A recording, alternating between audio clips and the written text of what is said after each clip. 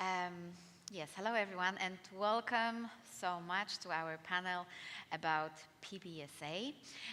You may see in the subject that it's around millennials, but I gotta tell you, we had this discussion with our panelists, and we think it's actually more about Gen Z, isn't it? So the ones that are actually entering the student market currently. So today we will be discussing the lessons learned from the millennial generation, but also how to prepare for the Gen Z. We will be talking about their expectations. We will be talking how to make business out of this kind of investment and how to avoid any pitfalls in our journey. So please join me in welcoming our amazing panelists on the stage.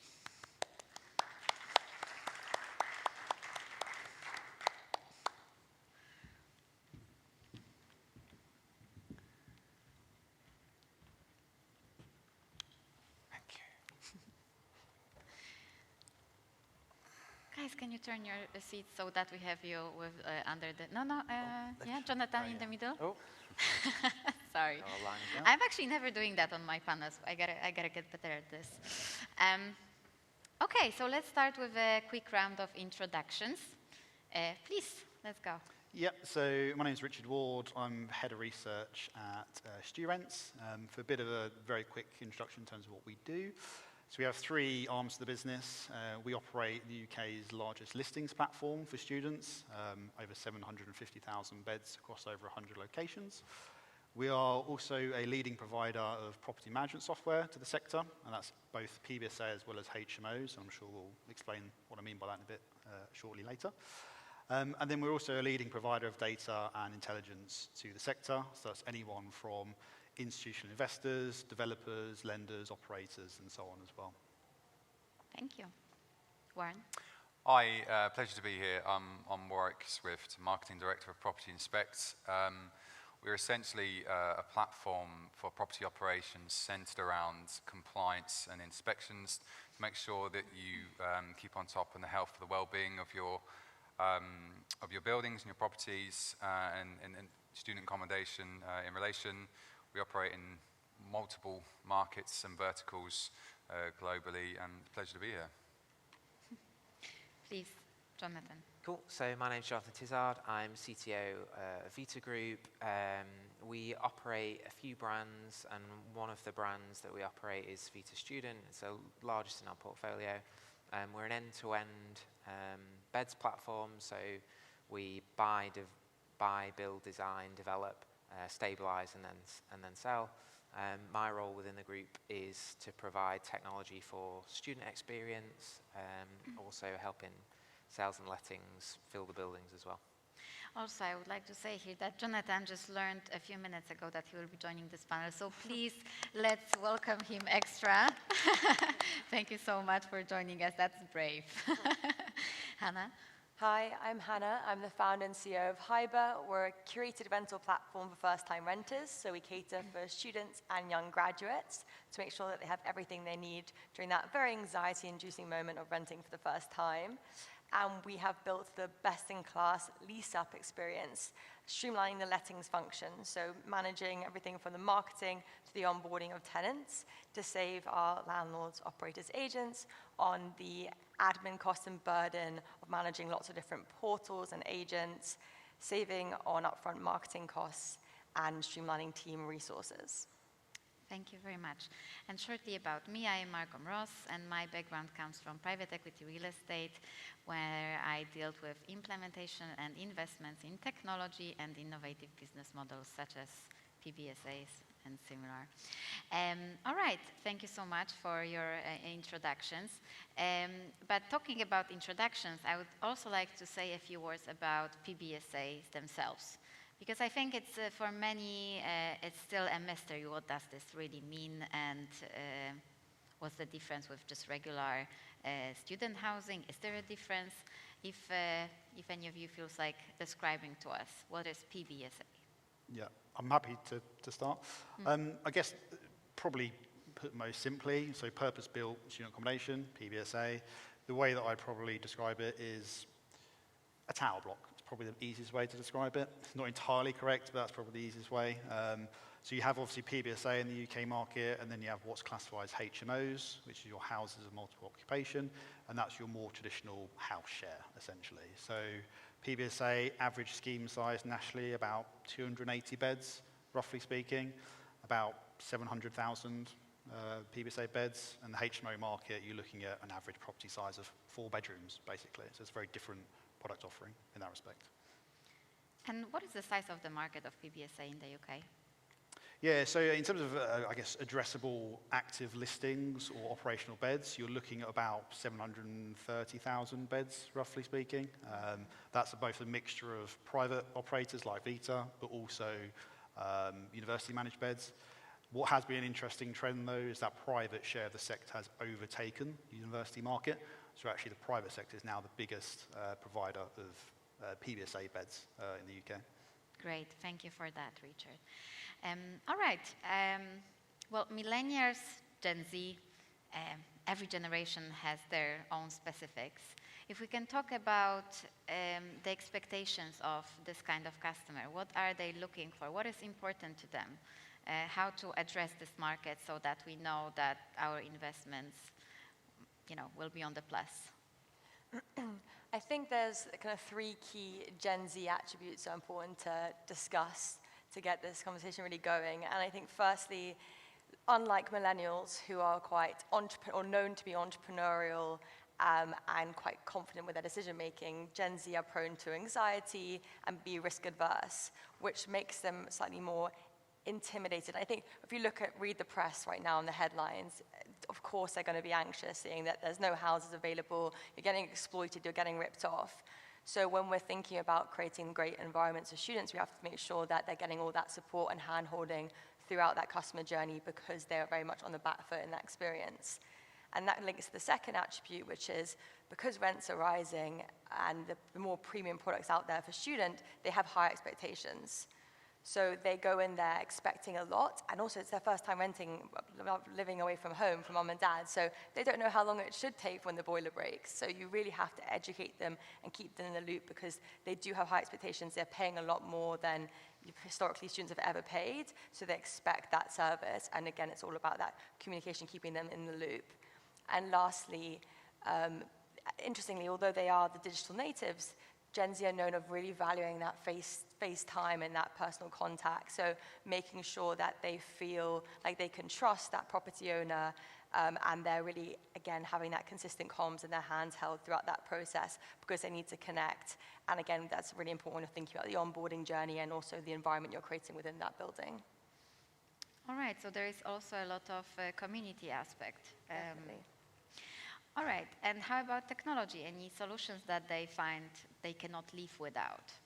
I'd 100% agree with Hannah on what she's said there on all those points. And particularly for us at Vita, there's a few things that we need to do for students, and it is their first time, and particularly for a lot of our students, actually, even in the country where English isn't necessarily even their first language as well.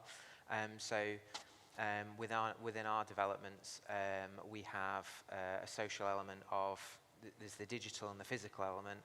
The digital element is our networking tool that we have as part of the proposition when they join us, so that they can help discover other students when they're in the building. And then we then link that into the physical space.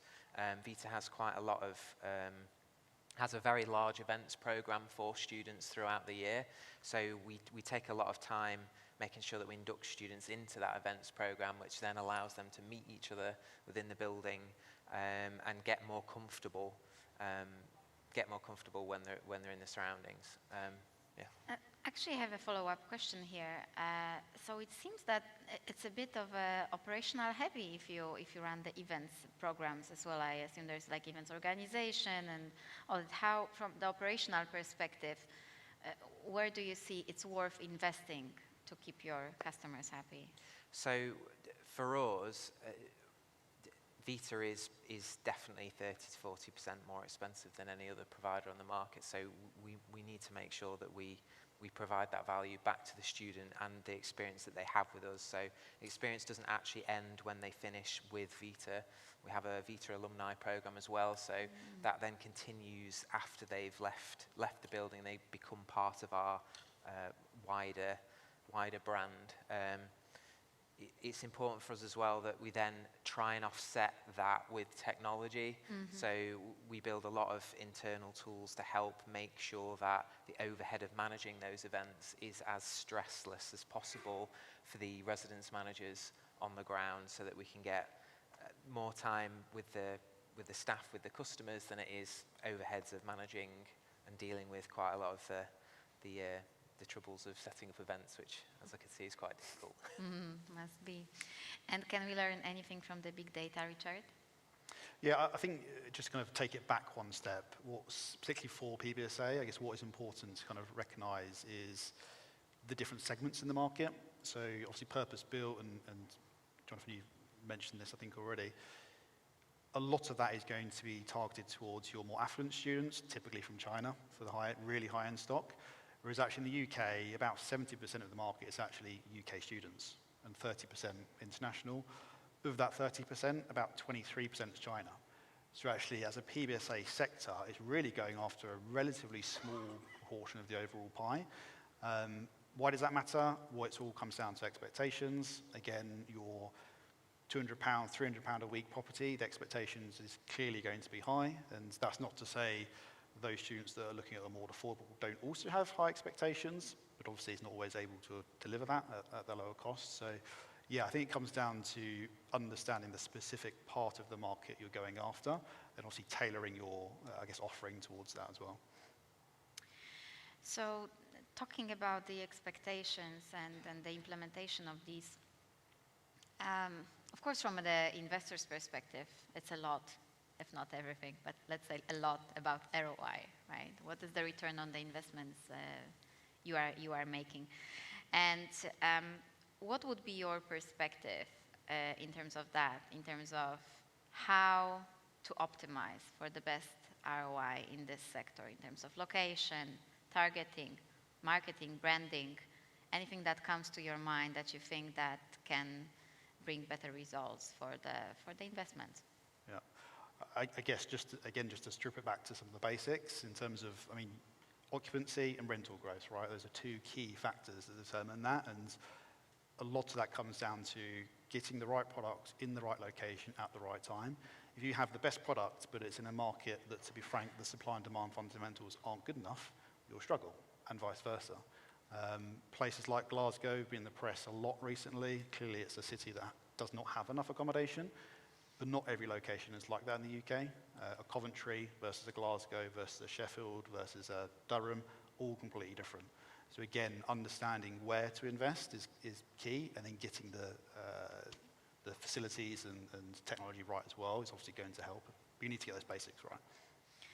You gave me the Glasgow example the other time. If you can say a bit more about that. I found this interesting. In Glasgow? Yes. Yeah, so Glasgow is one of those markets where, I mean, quite simply, demand has outstripped supply growth.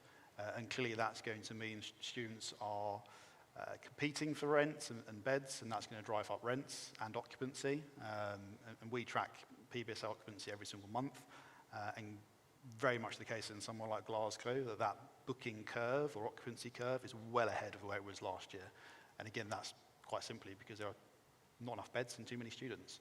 But again, somewhere like Coventry is arguably the opposite of that. So again, it's getting the markets right that you're entering into is going to help drive that ROI. And Jonathan, do you have anything to add here? And also, how to find the right price point? Because you said you are, maybe slightly more expensive than your competitors. And how do you think, this strategy, or how did you discover that this strategy can work for you, and what works? I think just to add to the Glasgow point, I don't know if it is Glasgow specifically, but we've seen in the market where there's been extreme demand, a series of, I'd classify fake bookings being made in Glasgow at an astonishing rate, and talking about entrepreneurial Gen Z. There are instances where Gen Z have been almost buying up the stock before it goes live in order to flip it to make a profit to get out. So it's been a really very interesting, very interesting market in a couple of locations in the UK that we've seen that happen. Specifically around how we deal with rental growth from a tech perspective. So we issue dynamic pricing across all of our stock. We're very fortunate in the sense that a lot of our students pay up front for the entire year that they stay with us, and we're pretty much 100% let bang on September when we get to that stage. So during that period of time, we assess demand, and then we auto-allocate price increases as we go to optimize the stock as we grow. So from a tech perspective, it's all generally automated in the way that we optimize the value of the stock. And when it comes to ROI, again, we are looking at the horizon, looking at the whole lifetime of this property, also including sales. And I know for a fact that during the sales due diligence, basically you tried, as everyone of course wants to optimize the value of the property. And very early on in the development, we can make some basic mistakes that eventually can influence this valuation negatively. Is it in terms of security, maybe the quality of some construction products? Warrick, do you have anything to add on this topic regarding? Yeah, I think when you look at it from a compliance and sustainable and that kind of angle from an investment project, we need to look after our buildings, and they need to be maintained, they need to be safe and hazard-free. But when you're looking at that investment, it has to be marketed a bit towards the right demographic. So when you align it to Gen Z, they have the expectations to be, it needs to be tech-savvy, it needs to be tech-enabled. So when you look at that return on investment, whilst the costs are probably likely to be higher when you put all this in tech involved, in order to attract the right customer and the right clientele, you need to have that right asset class in your building to warrant that when you get a return on investment. And then when you said a point about security, so that was high on the list of a recent national survey for students to what is the most important thing for them, and it's actually security. So having the right tech-enabled systems in place so they feel safe and secure, because as Hannah rightly said at the beginning, there is a certain fear aspect when you're fresh out of school, when you go into that aspect of this is an expensive time for me, I want to focus on my studies, and I don't have to worry about the move-in process, I don't want to have the legalities, communication, the maintenance. So it needs to, going back to the very beginning, it needs to be a smooth move-in process, move in, move out. So when you look at it from an investor's point of view, for an ROI, you've got to look at before, pre and post, and how that's going to look for the life cycle of the building and the tenants itself that occupy it. I assume also the communication with the Gen Z must be much different in terms of, the paperwork, the legal things, etc. They would probably want the communication to be way more natural than back in the days when I was at school. Hannah, but I know you have also your own perspective on this ROI and return on investment topic. Yeah, I think there's two points I'd add to this conversation. First one is around mobilizing students for their insights at the development stage of these projects. So I think learning from focus groups, so if we're doing a development, how do they view the PBSA in that area? How can we improve the living environment? How can we improve the onboarding environment? Everything we're talking about with the tenant customer engagement apps, etc. So really trying to bring in those insights at the development stage rather than doing mystery shopping once everything's already in place. Bringing that early into the process, I think, will really be able to iterate and see more improvements faster. And the second point, we spoke about marketing. And I think it's really important to think about the extended LTV of your customers, like the lifetime value of your customers. So PBSA sees a lot of leakage because it's a product built for first years.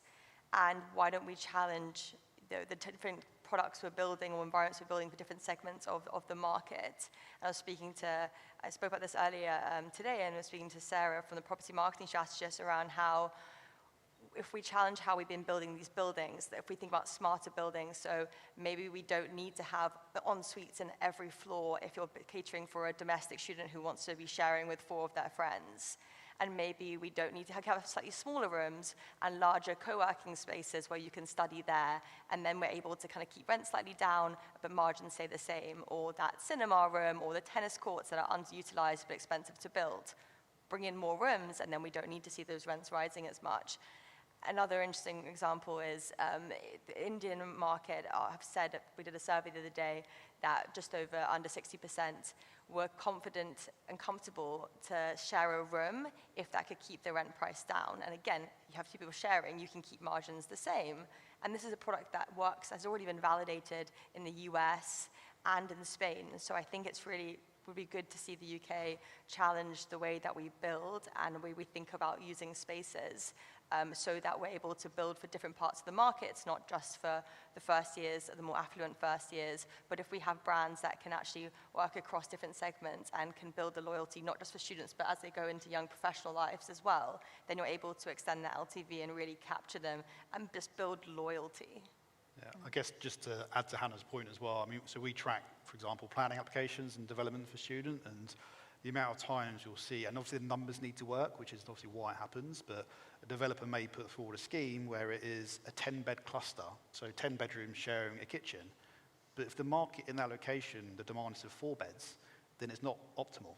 And actually, you may end up spending more trying to market and fill those 10-bed clusters than if you just built maybe 2 4-beds, for example. So again, it's all about that product fit and actually getting the specific product right for that particular tenant group in that particular location, and that will vary pretty significantly depending who you're looking at. Yeah, Hannah, thank you for these examples. That's really insightful. We spoke about it, that the gap between PBSA and HMO prices is just huge, right? And there should be a place for something in the middle possibly, but then looking at the private investors and the current costs of land and obviously what's happening currently in the market just makes things very difficult. But these examples are really interesting, that we might find some other spaces to optimize so that actually we can deliver this kind of products to the market. Really interesting. Just to add on to what you said there, Yeah. I think there's that pressure that is great for the private market, because we are seeing HMO under a lot of pressure and they're having to reset their standards and raise their kind of quality of their products and the way that people interact with private landlords to try and compete with PBSA. So I think it's also been very healthy for the market. It's made student accommodation as a product 15, 20 years ago was collapsing, just an awful experience. And I think it's really changed in the last 10 years, and it will only continue to get better. So I do think there's a real positive kind of spin on this as well. Absolutely, especially that the co-living does seem to expand into the later years of our life. It's not only about student, right, but also adults. So talking about the technology and solutions in this area of PBSA, I would love to learn about the real-life examples. What brings value to the students? What you see that is actually changing their experience for the better?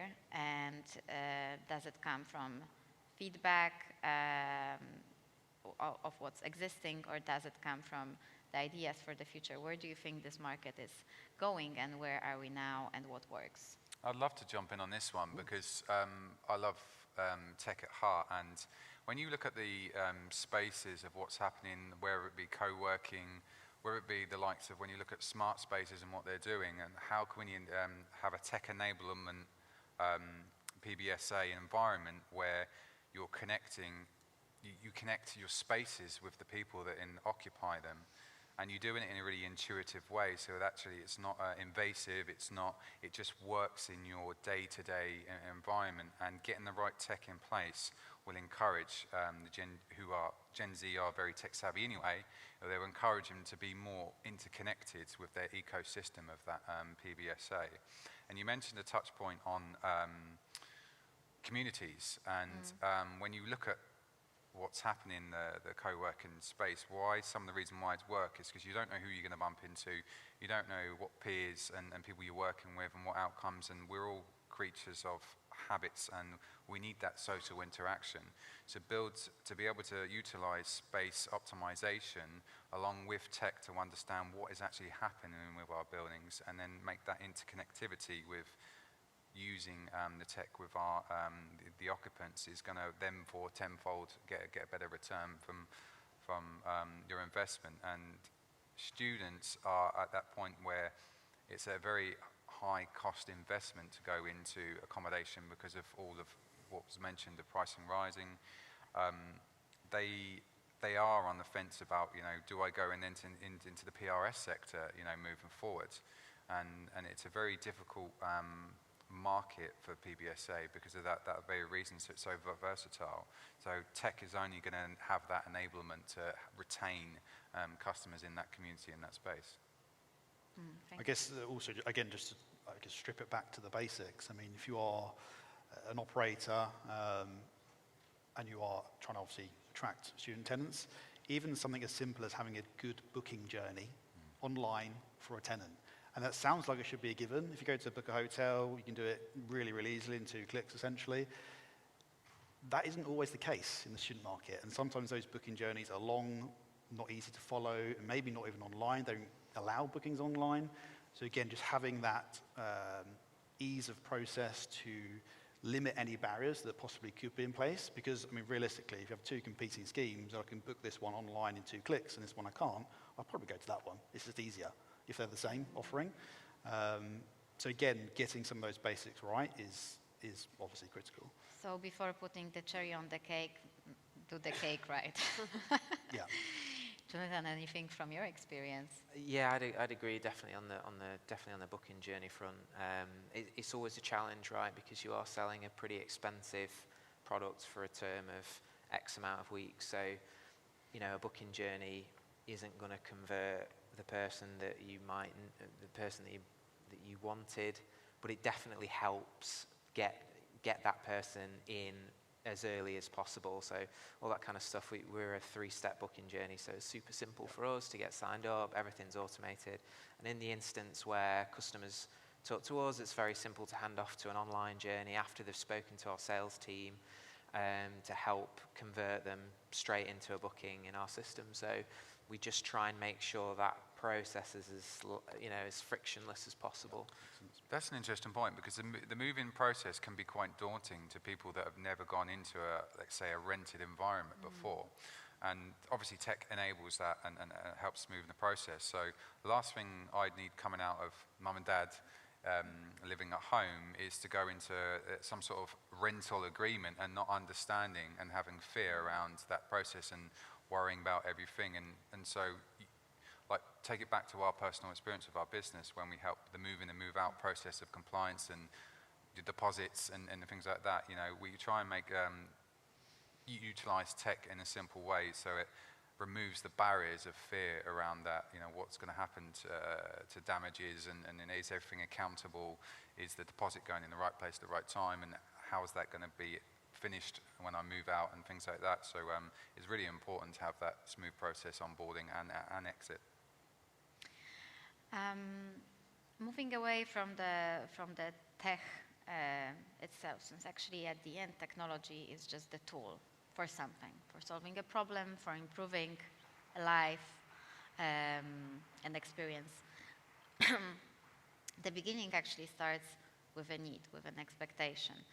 And Gen Z characterizes, at least from the popular news, and valuing a lot sustainability, environment, healthy lifestyle, and of course the community that we've mentioned already, and then the social connections.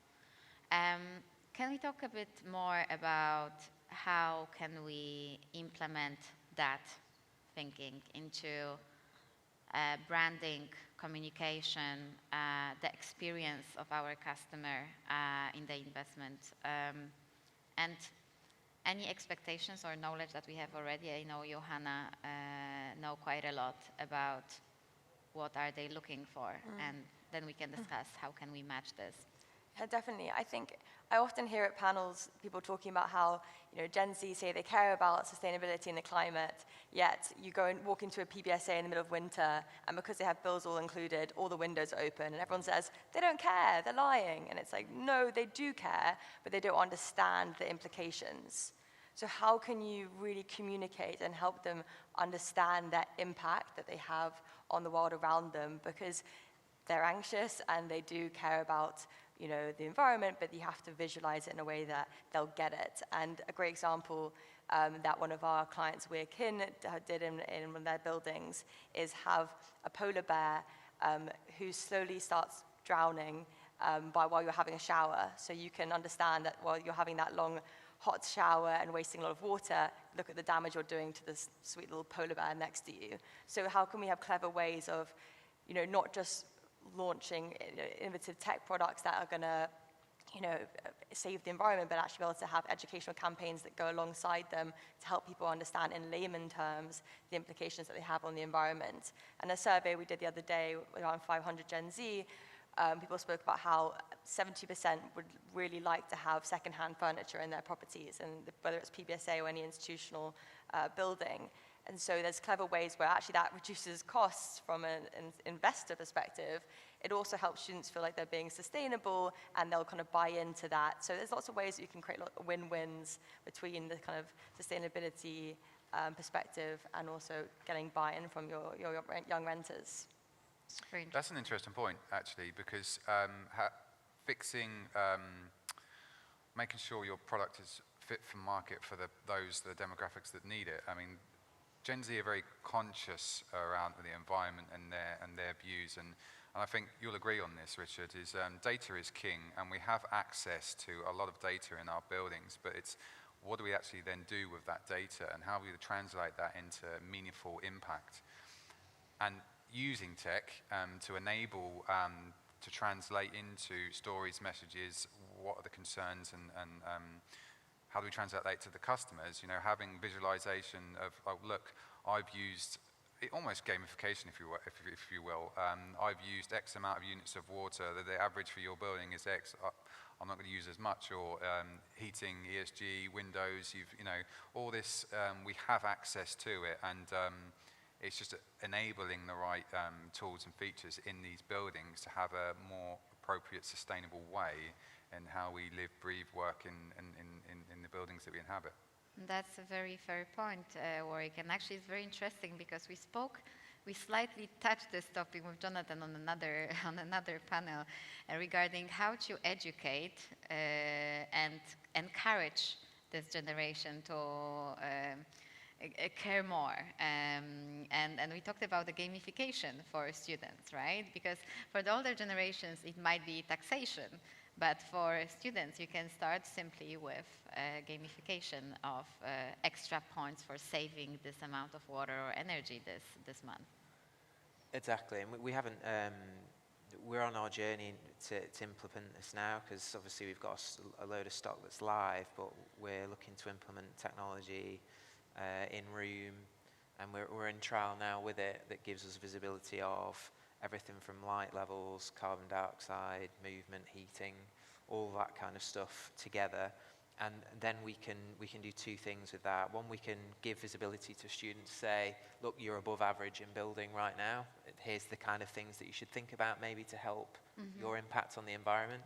And then there's the other side of it from an operational side, where when two or three things combine, there's a trigger, which might be a welfare check to say, lights on, heating's on, movement's not there for X amount of hours, welfare check, and then that's you being able to positively manage the building as well. Because the reality is, whilst people do care about it, it's usually only the few that impact the many, and actually there's only a small percentage of people in the building that are absolutely rinsing the energy, maybe running a Bitcoin farm or something similar, which, we've seen all this kind of stuff before.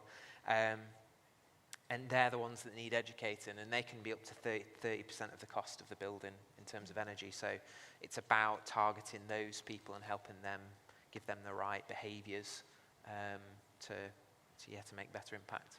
We've got access to some amazing technology, and centres being the obvious go-to for all of this and how we monitor it. And we can do better with our buildings, I think, and we can get the right tools to do the right jobs, and then use the data to make impactful change, and just get it into the right people in the right hands, and then utilise it.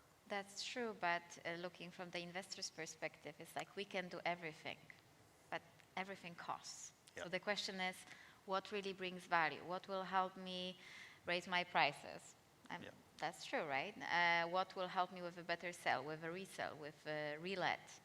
So, for everything that we want to implement, there's got to be a use case, which I think at the end we are getting better with analyzing the results and implementing on a small scale than on bigger scale what actually works and what actually brings value to us, to the customer, eventually. Yeah, I think just going back to what I mentioned previously as well, again, it's knowing your customer, right? So if you're, again, at the maybe more affordable end of the spectrum and you're trying to increase rents by X% because you think the market wants to be sustainable and think that's what tenants want, if they cannot afford it, they won't accept it. They may want it, but if their maximum budget's £120, they're not going to suddenly pay £200 to get all-seeing, all-dancing tech. So again, it's knowing your specific customer and who you're actually targeting for to make sure you get value and they get value out of it as well. Great, thank you. Any last notes you would like to mention? If not, I will ask the audience for the questions. I think just one final point around, we live in the age of cancel culture where everyone gets called out for any wrongdoings. And I think PBSA got hit quite badly during COVID with TikTok. And there were so many call-outs of different brands with how they were treating students. And it could just be one general manager in one building entirely disconnected from the brand, but that would go viral. So I think it's when we're looking at targeting the Gen Z, it should be really clear to everyone working within these buildings that they represent the brand.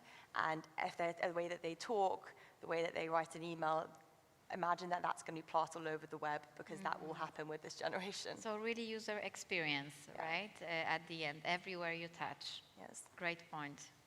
Anything else? I think for me, it's, if I relate it back to our business and our business model, it's making sure that things like maintenance issues and communication, they don't know how long a boiler takes to be fixed, or but communication is key, and making sure that their concerns, issues are addressed and addressed to the best of your business ability promptly, by using tech and software to facilitate that and making sure that whole process is seamless. They don't have to worry about the stress and the worry and the fear of renting and moving in and moving out and what goes on in between, and just make it just more easier for them as customers. All right, thank you. Do we have any questions from the audience? Yes, please.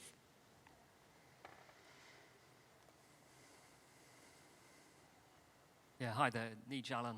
I'm an interior designer and I've got a team who's dedicated to student resi design, basically. So one of the things we're always conscious about is changing use of amenity space. Things like we're not designing cinema rooms anymore, but more karaoke rooms for games use.